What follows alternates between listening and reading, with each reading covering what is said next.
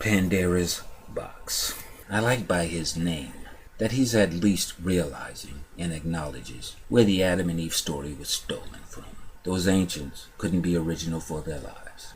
The answer, that believer who professes Christ is either A, professing with their lips and not with their heart, and is therefore not truly a Christian or a believer in Christ. So there it is, from the horse's mouth. Christians do not sin, period. Simple as that. If you sin, you are not a Christian. Can't be made any more clear than that. This means that the day Panda's box became a Christian in his heart, he has never sinned. This, after conversing with him, I can tell you, is a lie, as he has called me ignorant, dickless, and yes, a fool. Or B. Did he just say, or B? How can there be a B? He is a compulsive liar. Let's see what he has to say. That person needs to not only repent, but be reconciled to and forgiven by the person they harmed. If not forgiven, they face the judgment in this life, and possibly the second death of their soul. If not forgiven by the person you've wronged, you will suffer in this world and possibly the next, through the second death of your soul, whatever the hell that means. So for PB, there are two roads to the rapist being forgiven. If he repents, he's golden with PB's God and Jesus, and at death will enjoy a very fruitful afterlife. The criminal mind always creating a loophole for itself. It just can't accept responsibility for its actions. Don't sweat it. And they must be forgiven by the rape victim. If the rape victim doesn't, you will face judgments in this life. What could that possibly be? Disease, death in a flood, starvation, eaten alive by a rabid bunch of raccoons, prison. So every rapist has either been forgiven by their victim and enjoyed a fruitful life. Meaning, by Panda's box's reasoning, every rapist in prison is there because they were not forgiven by their victim. Otherwise they would be free. It also means that no person that has ever sinned on this earth has ever escaped his God's wrath. On earth, all rapists still living that were not forgiven by their victim are somewhere on this earth suffering. This also means that everyone on earth suffering at this moment is suffering due to some sin they've committed on earth. No rapist that has not been forgiven by their victim has ever escaped justice on earth, according to Panda's box, if they are Christian. My Christian challenge proved Christians are free to sin due to the death of Jesus. If this is not the case, if they are being tortured on this earthly plane by their God for the sins they commit on this plane, then that would eliminate the sin of Adam. Christians then would be the only people suffering in this world, because the suffering, they state, is their Christian punishment for their sins in this world. This means suffering in this world is reserved for Christians, because Jesus died for Adam. And since all non-Christians are suffering the same things as you Christians do in this life, you must now account for that. But I must ask PB, in this world of yours where your God and Jesus tell you to forgive your enemy, turn the other cheek. If you are wrong, do not seek revenge, love your enemy. What happens to these rape victims that do not forgive? I said eternal death, meaning a second death, the death of the soul. It is not for not believing as much as for not loving others. Ah, so this means you. Or was I mistaken when you called me a fool? Or was it moron? Or idiot? I forget. Get ready for some warm toes after you die, clown. Calling someone ignorant or a fool is not out of hate. I guess you missed the part where you did all the cussing and insulting. No, it's a sin, according to Jesus, fool, and I guess you missed the part where you started the insults, hypocrite. Calling people names and insults is helping them. It's a way of emphasizing the key points of the discussion. You know, like an exclamation mark. I see. Okay, Pandora's box. I've been telling you your God doesn't exist. But since you don't get it, I will emphasize it out of love for you. Rest assured, God will punish the wicked with eternal death and separation. If you are righteous, why concern yourself with this question? Because you just said I will be punished if I don't believe in your God. Unless not believing in your God is not wicked. Why concern yourself with this question? That only means you are a blind believer. You don't give a damn if anything you believe is true.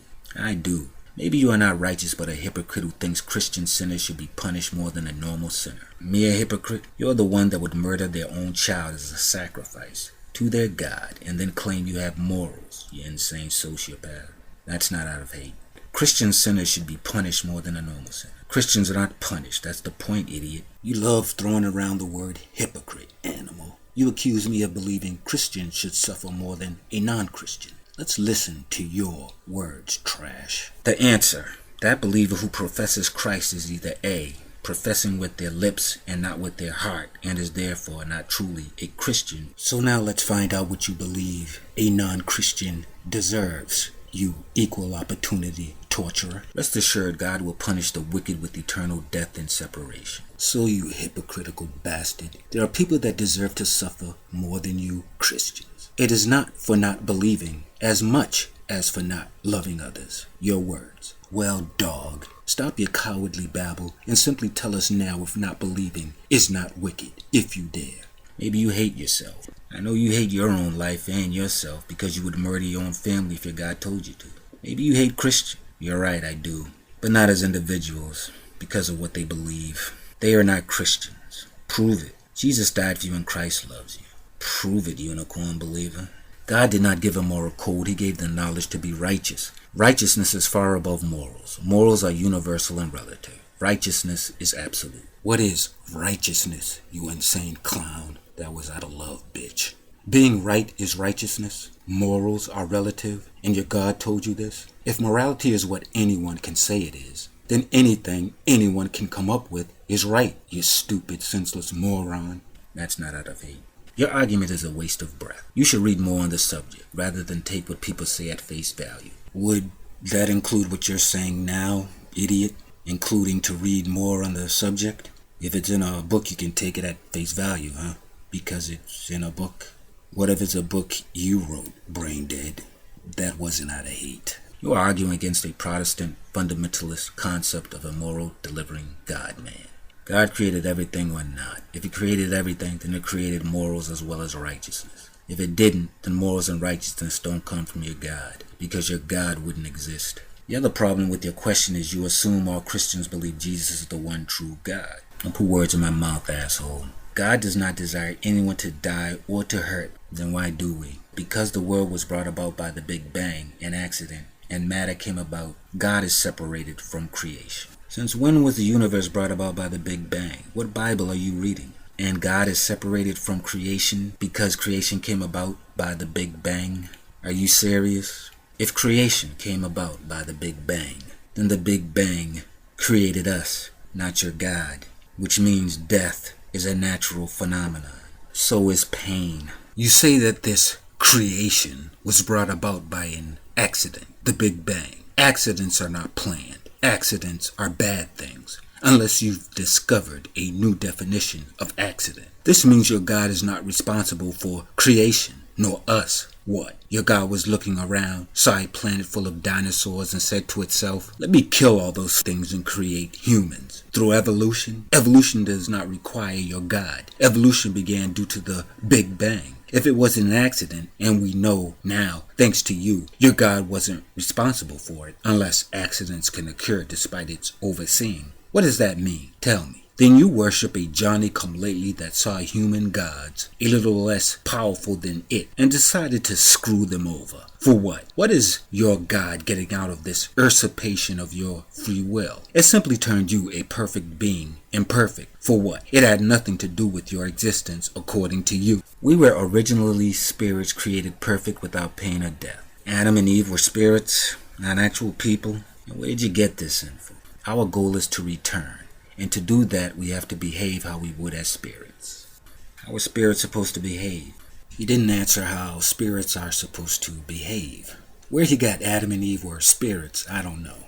Or is he saying, thanks to an accident, the Big Bang, something his God had nothing to do with, we evolved as perfect spirits, and there was no Adam and Eve? What does he mean by spirits? Ghosts? Where did we evolve if we were ghosts?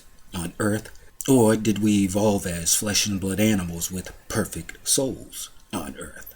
So are perfect spirits supposed to be perfect? Or must they just behave perfect? We are just to behave as perfect spirits would behave. That means we do not have to be perfect. If we do not have to be perfect, then why is your God going to punish people?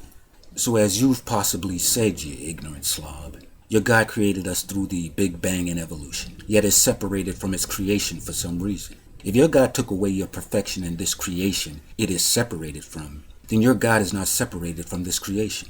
If it can affect it, it is a part of it. And if your God can speak through the ass of a donkey, then it is inseparable from it. That separation crap is simply something you pulled out your stupid ass to say your God can't be proven through science. Do you believe in sainthood? To be made a saint, the church must verify. What is this verification verifying if your God can't be proven? How does the church verify? Is it a process beyond science? Are they using miracles to verify miracles? They can't be using magic, that's evil. And if man is imperfect, unable to perform miracles, and he can't use magic, what techniques are the church using to verify sainthood if it isn't science? Oh, that's right. They talk to a bunch of believers. You, yourself, say man is imperfect now, which means it is impossible for man to verify sainthood or any other magic or miracle. Idiot. I know you believe in magic because your God does. You also believe in miracles, because without either, your religion would not exist. All religion is magic, period. It's the only thing that distinguishes them. It's the only reason you swallow this superstitious garbage. Miracles are real, but we can't perform them because we are imperfect. Magic is real. We can perform that, but we won't because it's evil. Very ingenious of you people. Almost. You see, your own Jesus said that you could perform all the miracles it performed with even a mustard seed's size faith. Why did it say that? To abscond with the faith of future generations. Yeah, it had to die. How could its legacy of conversion continue without it standing before you and actually walking on water? By allowing you to walk on water if you have the faith. I am exempt from walking on water. You are not. So how about we pick a beach to meet at, if your God is real? I get it. You will say you're not to test God. You're not testing. You're doing what it told you to do to have a reason for your faith. Right? You are not to show the reason for your faith in front of non-believers. Save it. You are to evangelize whether you like it or not. So pick a beach, witch burner.